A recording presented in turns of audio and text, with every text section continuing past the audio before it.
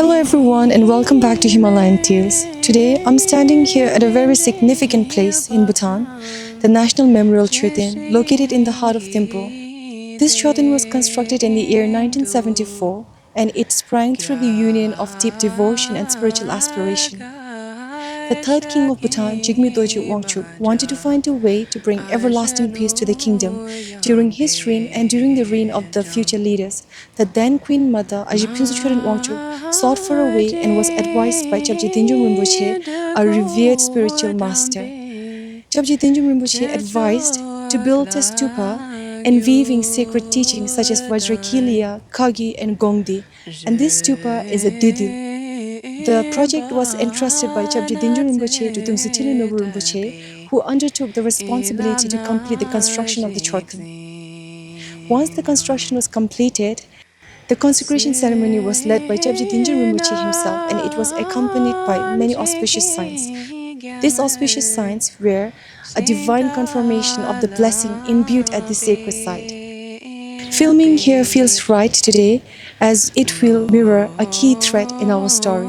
In the story of Wat Part 2, we will explore how his path intersected with the legacy and the wisdom of Thinley Norbu Rinpoche. And standing here in front of the monument of compassion, power and wisdom, we feel we are honoring that connection. So join us as we explore the story of Wat Part 2, a story of discovery, faith and transformation. The kindness of the gurus, quote unquote, come to Rinpoche. I'm too busy now to give you the teachings, but I've found someone else who will do it. And we didn't know what to expect. We had no idea he was going to send us to a realized Buddhist saint. So anyway, we left.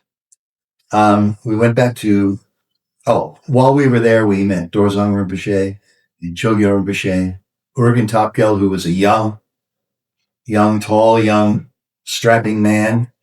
Chonglen Rinpoche, who was young Tulku, very young. And then we went back to Dharamsala and we moved into our house and we started prostrating.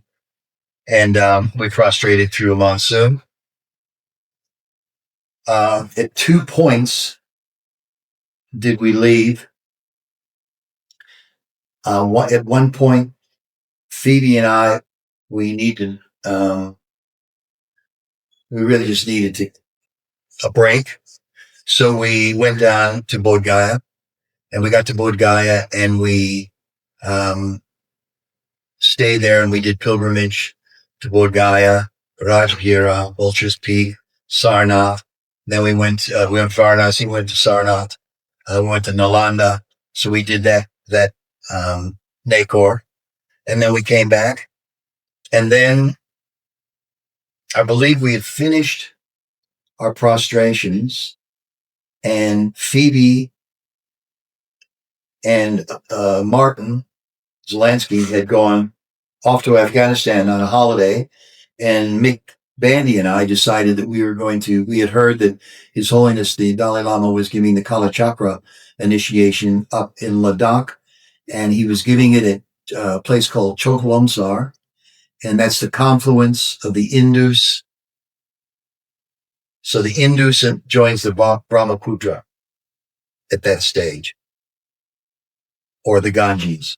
I'd have to get out my map. I'm not sure, but it's a very significant, and it's in the middle of a river valley surrounded by a ring of snow-capped mountains, and the ground is all round, polished rock, and it's stunningly beautiful.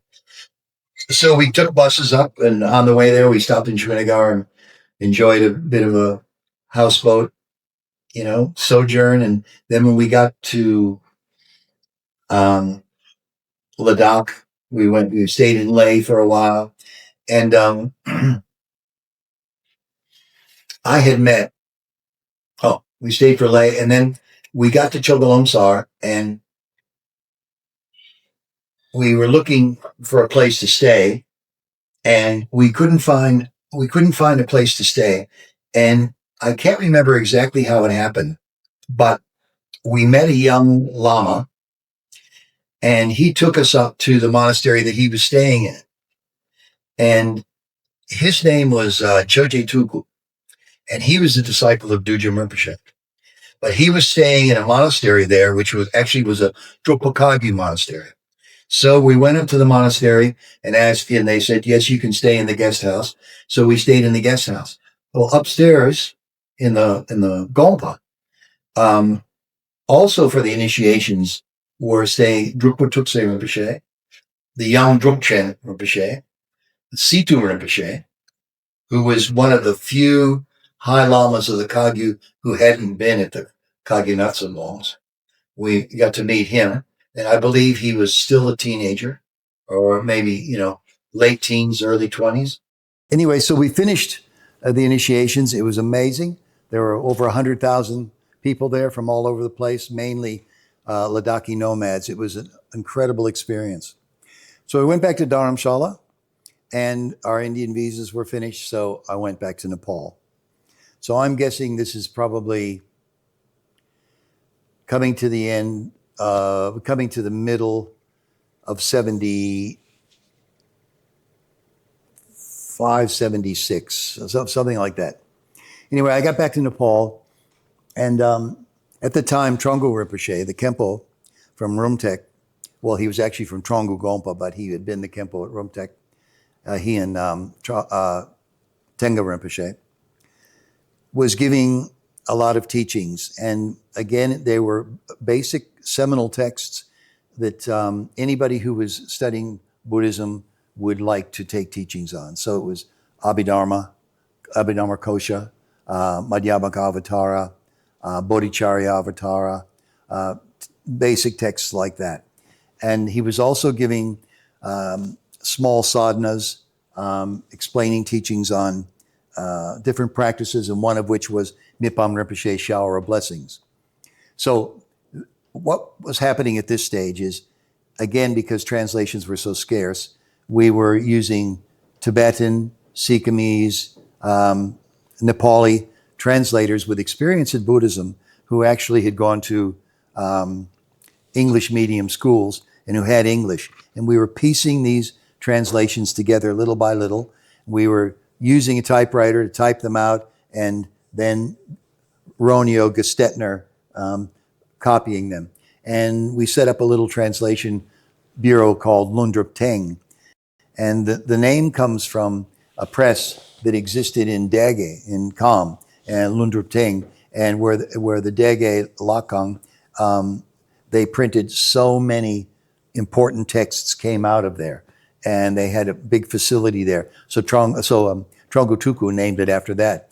And Lundrup Teng was basically started by, the financial support was Dharma Dan Rollins and Mick Bandy and myself.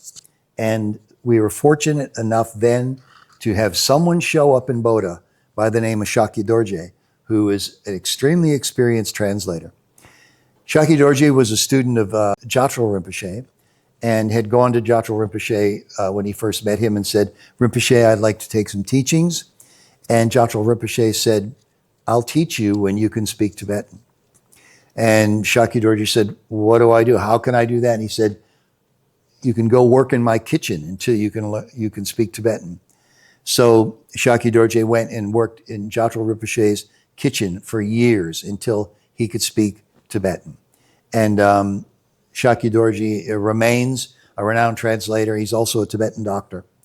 So Shaki Dorje came on board, and we started really getting stuck into expanding the foundations of expanding out from just small sadhanas to a little bit bigger text. But basically, it was on an as-needs basis. It was mainly about people being able to do their practice, which was what was so inspiring. Anyway, so in the meantime, I went back into retreat and finished my Nundro. And when I came out, I was again working with Shaki Dorje, editing some translations, and he said, somebody is in town that I'd like you to meet. I think you would like to meet this gentleman. And so I said, who's that? He said, his name is Thinley Norbu, and he's the son of Kabje Dujum Rinpoche. And I said, wow, great. So I can't remember exactly how it happened, but we couldn't see Thinley Norbu. And then one day, Shaki Dorji and I were doing Kora around the Bodha Stupa. And he said, oh my goodness, there he is. And I looked over and I said, who? I was expecting to see a Lama wearing robes or a Nakpa or something. And all I saw was a small, much like his father, diminutive man with jet black hair in almost a Western hairstyle and black sort of horn rim glasses, wearing a sports shirt, slacks, and normal shoes with a belt around his waist. And my first impression was the only guy I see is that fellow over there who looks like a Chinese dentist. Well, sorry. We walked over and Shaki Dorji said, oh, Rinpoche, lovely to see you. This is my friend Ward. And I shook hands with Thinley Norbu and for the first time laid my eyes on the great master. And he said, oh, it's good that I've met you today, Shakya, because I'm going to be giving some informal talks while I'm here in Bodha, and I wonder if you wouldn't mind doing some translation. And he said to me, please come along. So that day, he said, as a matter of fact, I'm speaking for the first time tonight. So the place that he was speaking, there were a Bhutanese couple had been renting that house, and it was, I believe, Colonel Ongdi, who I believe is the grandfather of Dujum Yangtze Rinpoche. And the downstairs, there was a large room, and this is where these talks were held. So we showed up, and there was sort of a 15 people. And we came in, and Rinpoche sat on a pillow on the ground next to Shaki Dorje, and he started to speak. And he taught that night, and I think he taught another anywhere between 5 to maybe 8 times. And all of these teachings were recorded. And those teachings ultimately were transcribed and became the book Echoes. And Lundrup Deng, the group that we were working with, published the first edition of Echoes in 108 copies only. And it was run off, and it was bound with a Nepalese style, burst bound cover, and it was funky, but it was a beautiful thing. And well, the rest is history. That anyone who knows that book Echoes, which of course now has been published by Shambhala Publications, will know it is one of the most wonderful sets of teachings that you will find anywhere. So we took those teachings, and I have to say that at that time I felt that I had never heard the Dharma expressed more clearly and more succinctly and more openly and illuminatingly than Thinley Norbu Rinpoche. And I thought, I want to hear more, and I want to follow this Lama. So I went to see Rinpoche, and I said, what do I do, Rinpoche? And I had an attraction to the Khandra Tutik from the brief readings that I had done. And Shakya Dorje, I said, Rinpoche, can I do the Nundros of the Khandra Tutik? He said, yes, by all means do that. And then Shakya Dorje and I went and we translated, or I should say Shakya translated, and I edited the abbreviated Khandra Tutik Nundro. And I went back and saw Rinpoche and received some teachings. And then my Nepali visa was over, and I went to Kulu Manali, where I spent the next, no, I'm sorry, I take that back. I went back and retreat at the Bodha Stupa, and I did the Nundro, I did the prostrations there, I came out, and by now we're talking late 76, early 77. I did some more work with Lundrup Ting, and then we had heard that Kyabje Dujum Rinpoche was going to give the Dujum Tersar Wongs in Bodhana. So I stayed for those initiations. And, well, what can I say? The Dujum Gompa at that time was a very small, partially built lakang. There were some of the buildings were bare brick on the outside. The small lakang was built inside the lakang. There were 3 statues, and it was unfinished. So they had put bamboo poles and stretched a tent, and they had made an area for where His Holiness would give the initiations, and carpets on the ground and mats, and people from the hills flooded in, and around that Gompa, people from overseas came, and many of the Western Dharma students who were in town at that time went to these initiations. It was the most amazing time. There were so many Nakpas, Lama Karpo, Nicola, many of the great Nakpas from Bhutan had come. So many Dujum Rinpoche students had come. This was an unprecedented event because of it was rare that these initiations were given, and this was Dujum Rinpoche himself giving them. So it was absolute magic. Every night, the Bodha Stupa was covered in butter lamps, and they were doing Kora. So many of the Nakpas were doing Kora from Bhutan around while they're singing, the Tsukki Tuktik mantras, and it was just amazing. I could go on and on, but I won't. It was just the most amazing time. So when that was over, I went and saw Dujum Rinpoche, and he instructed me to finish what I was doing. I don't remember where Thinley Norbu was. He could have been back in Bhutan, but anyway, then I went to Manali. And I went to Manali, and I went into a house that was located above the monastery of Appo Rinpoche. Appo Rinpoche was a great Drukpa Kagyu master who had passed away a couple years earlier. And he had left his wife, Sangyum Urgyen Chudren, and his 3 sons, Se Rinpoche, also Jampal Dorje Rinpoche, and Jigme Chudren, his youngest son, and his daughter, Thinley Chudren. And they lived there, and they had a small group of very dedicated practitioners. The monastery was really like a family house with a couple outbuildings, but it was the home to serious yogis and practitioners. Now, Appo Rinpoche had a contemporary, and the lineage comes from Shakya to, I believe, Trijang Rinpoche, to Appo Rinpoche, and Appo Rinpoche and Gegen Khyentse Gyatso studied under their teachers together. So they were actually contemporaries.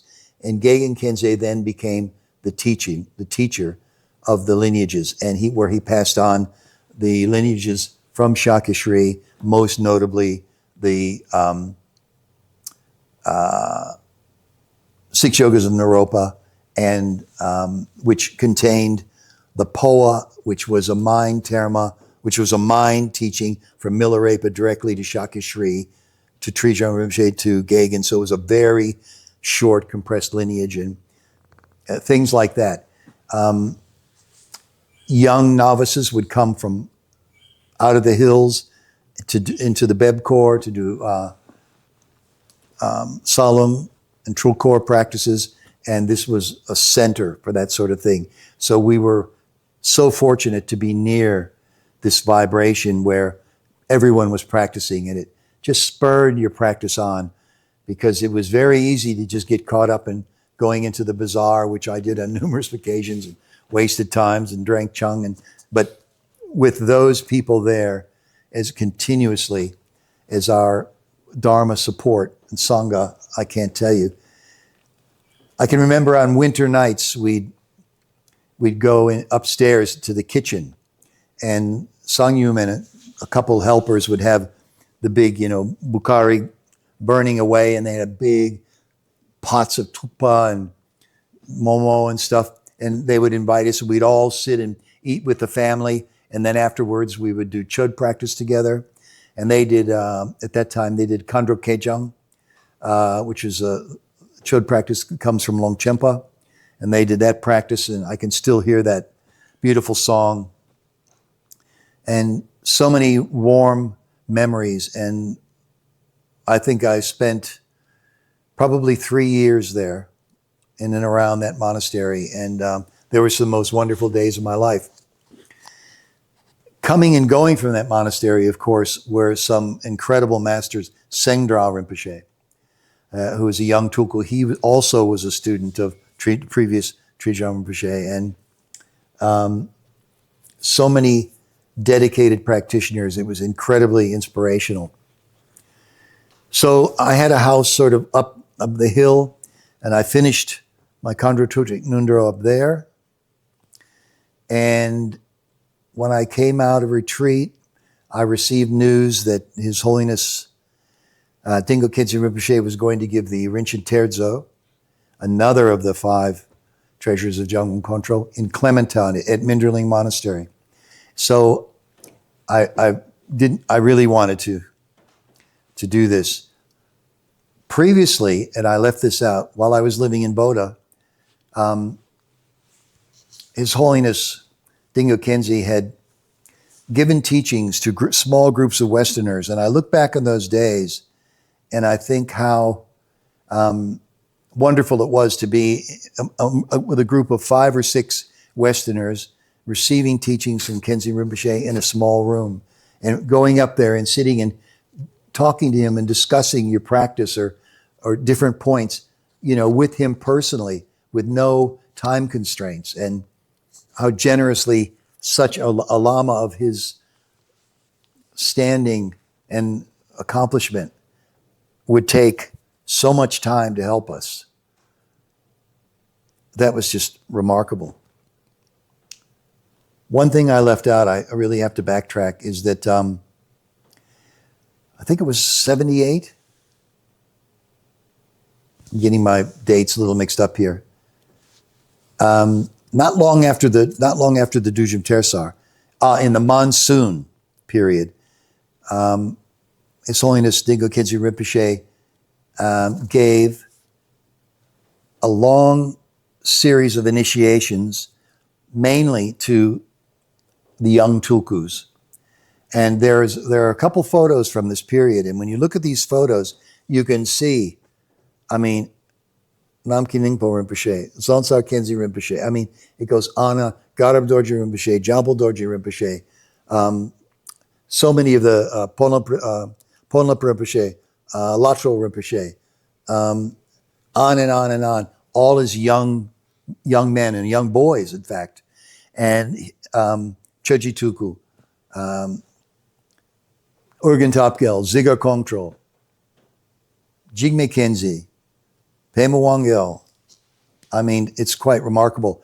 And he gave the Nintik Yapshe, Nintik Sapo, Choling Tersar, and Rigzandupa. I have it written down, I apologize, but it was significant. And then after that period, then I went up to Manali. Okay, so that. I left that out, sorry. Anywho, so we went down to Clementine, and it was the same thing there.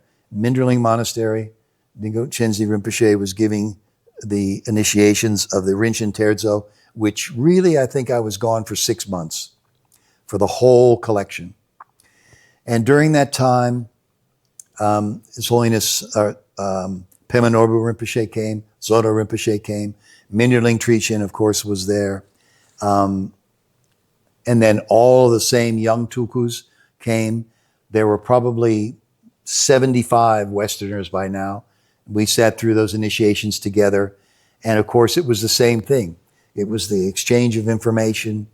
It was building on our experience. By now, many of us had done some preliminary practice, and it was growing and growing and growing in this unbelievable atmosphere and support of giving and encouragement from these great masters. It was remarkable. A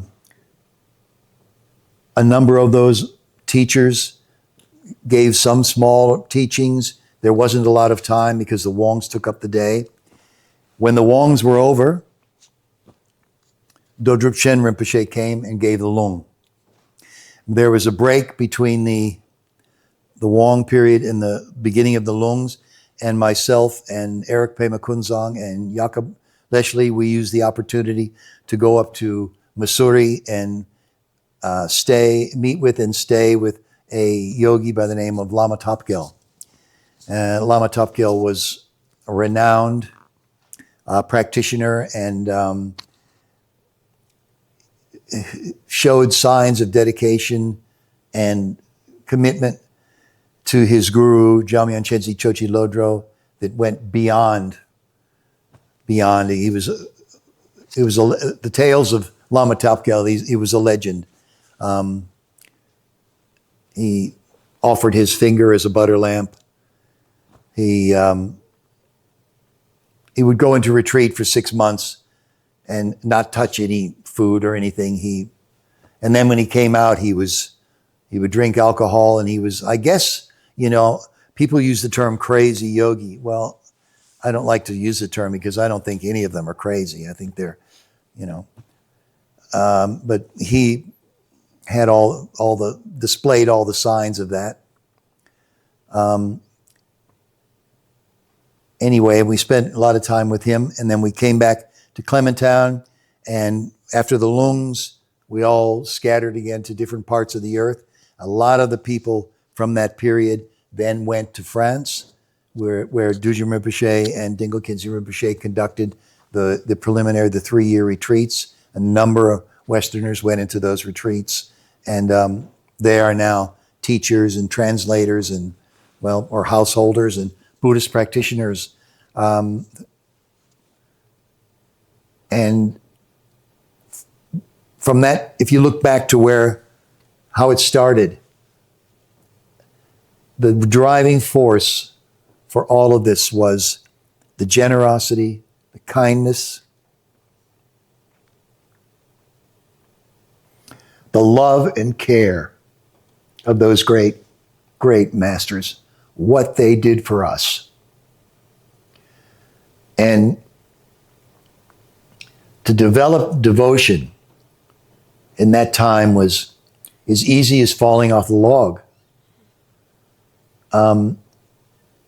But the message that I will say is, whether or not it's your devotion to your practice or to your Lama or to whatever it is, you can develop that. And, it helps to have Sangha. It helps to have advice of a good Lama, but it comes from within, and we had it easy, but still, it's a time when everyone can benefit by devoting themselves to the Dharma in whatever way you possibly can. Anyway, so that takes us back to Manali. I stayed until 1981 when Mim, my friend, got pregnant, and at this time I had a student visa, so I couldn't just leave. So Mim went ahead of me. But before she went, I said, let's go and see Situ Rinpoche in Sharabling, near Bir, in Himachal in India. And let's just get some mohs for your pregnancy. Anyway, we went in to see Rinpoche. And we told him the story, and Mim said, Rinpoche, I would really like to, I feel like Manali's my home. I'd like to stay in Manali. I'd like to have the baby at home or in the local hospital, or, and stay there and, raise the baby in the shadow of the Dharma and the lamas. And so he did the Mo, and he did another one. He looked in his book, and he said, you should go to Australia. And she said, why and when? He said, you should leave within 1 week. And he said, when you get to your home country, you should go to the best hospital immediately, and you should have the birth in the best hospital, and it will be a difficult birth. And she was new to Dharma, and she was thinking, really? You roll your dice and you read your book, and that's it? And but she could tell the gravity of Rinpoche's speech. Anyway, we left, and I said to her, you have to do it. You have to do it. So we went back and we packed up her stuff. She'd been living there for years. We packed up everything and, got her together and raced her down to Delhi and got her on the airplane. All right. So she flew to Melbourne. She moved in with her parents.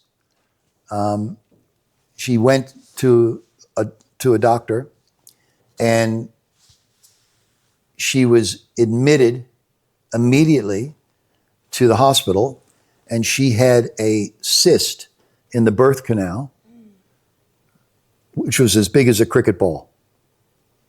That's baseball for you Americans. And they removed that.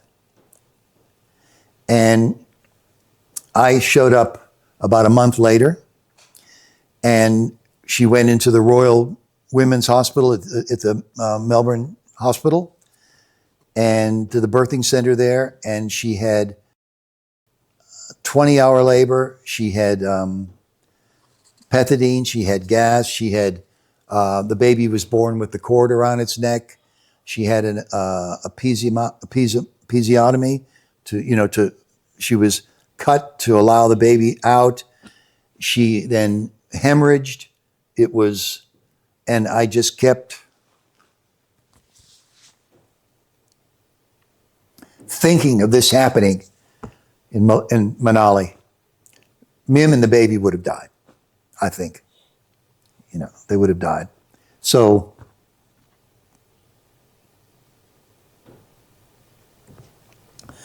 Sita Rinpoche.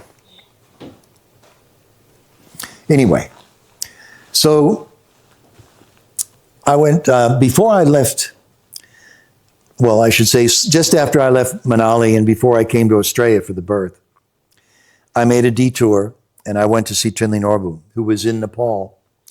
And that was January, I think, no, August, mid-1981. So I left Manali and I went to Kathmandu and I saw Rinpoche. And when I went to see him, he was staying at an old Newari house called the Broken Yatra. And he was living in a quiet life. Rinpoche lived like a householder. He lived a simple, quiet life. No monastery, no retinue, no drivers, no cooks, no. And he had a couple of Westerners who were helping him, and he was very independent and basically spent his days practicing. So I gave a message to the attendant, and she said, Rinpoche can't see you today. So I think it was about 3 days. So in the meantime, I was staying in a house that was rented by Dharma Dan, who I had worked with previously on translations and things. And one night I was back at the house, and I just had a mattress on the floor with a mosquito net. I remember it was summer, and there were lots of mosquitoes. And I was sitting on the mosquito net, and I had a little candle. And I was just sitting there, just doing some practice. And I heard some noise, and I looked up and at the door, and there was Thinley Norbu standing in the door.